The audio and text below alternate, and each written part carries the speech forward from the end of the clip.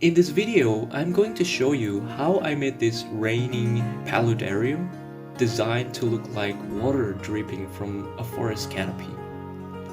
I will explain everything, the hole measurements, the pump flow rate, the rain system height, and more. So if you want to build something similar, I hope you find this helpful. Give it a like, share the video if it helps or if you enjoy it, and feel free to ask anything in the comments. Let's begin with the rain system. I don't want the water to fall too hard like actual rain falling straight from the sky, but rather like water gently dripping from the canopy. So I'm aiming for about 2 to 3 drops per second. The holes I drilled are 1.2 millimeters wide, and I recommend not going wider than that to avoid the drips turning into streams. Anywhere between 0.8 and 1.2 millimeters is fine, depending on the water level you want to maintain above the holes. As you can see in my setup, I keep the water level as low as possible.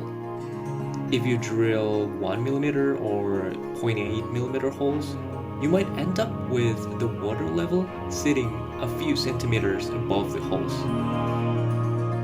To give you a clearer picture, my rain system measures 60 by 35 by 2 centimeters, but I left 3 centimeters on the right side for ventilation. There are 57 holes in total, spaced 5.3 centimeters apart.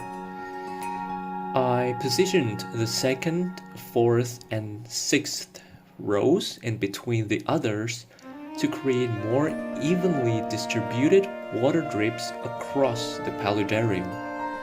I also installed a fan functioning as an exhaust to remove stagnant warm air, since I live in a tropical climate, and to create air movement inside to prevent mold, which grows easily in still warm air. On the edge here, I cut the acrylic slightly so the pump and fan cables can pass through, and I drilled 1 hole inside for the pump tube. To build the water container, I used acrylic sheets that were pre-cut to size and connected them with silicone, holding them in place with tape while the silicone cured. For the pump, I'm using a small one with a flow rate of 300 liters per hour at a maximum height of 65 centimeters. Since my tank height is 35 centimeters, the actual flow rate isn't 300 liters per hour. After calculating for height and tube length, the flow comes out at around 70 liters per hour. Well, that's enough to keep the water dripping exactly how I want while maintaining a very low water level. That's it for the rain system. If you have any questions, just drop them in the comment section. Now let's move on to the next part, the base and the hardscape. I'm using pebbles for the drainage layer, and I'm leaving some space at the front because I want to create 2 water puddles. Next is the filter pad, which separates the drainage layer from the substrate and also helps keep the water clean. Then gravel, which forms a layer below the main substrate for planting and also fills the puddles. Before adding the substrate, which is clay balls, I'm arranging the hardscape. I'm using some stones and driftwood.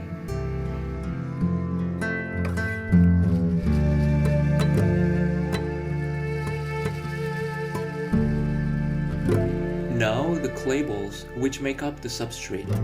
I'm adding a bit more toward the back to create a slight slope, which looks better than making it completely flat.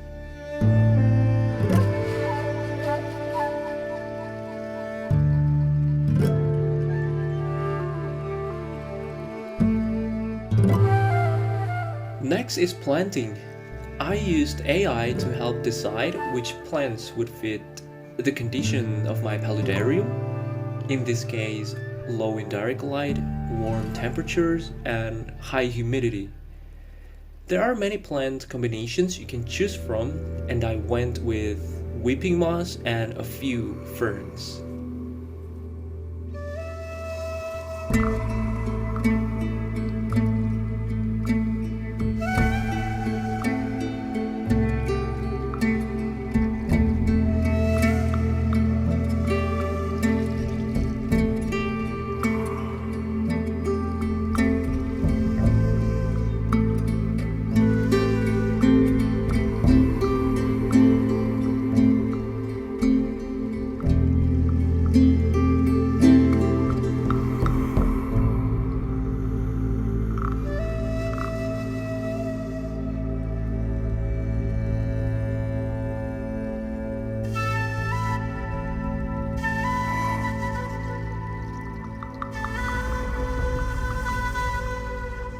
Last but not least, to make the Paludarium bioactive, I added some isopods, powder blues, as well as springtails that came in the isopod package.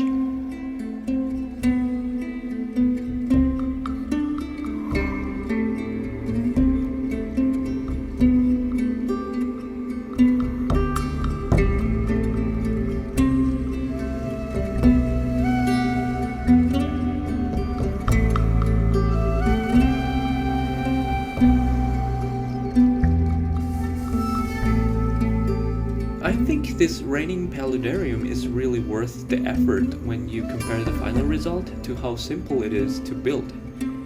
You can make one using basic materials like I did, and if you want to go even simpler, you can just use stones and moss.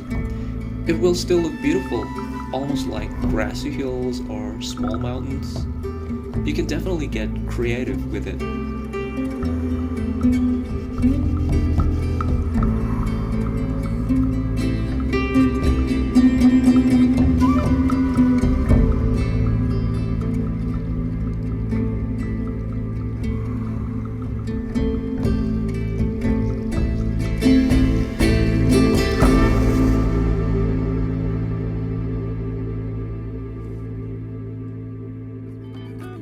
That's all for this video. If you're planning to make one in the future, I wish you the best of luck, and I hope you're having a great day.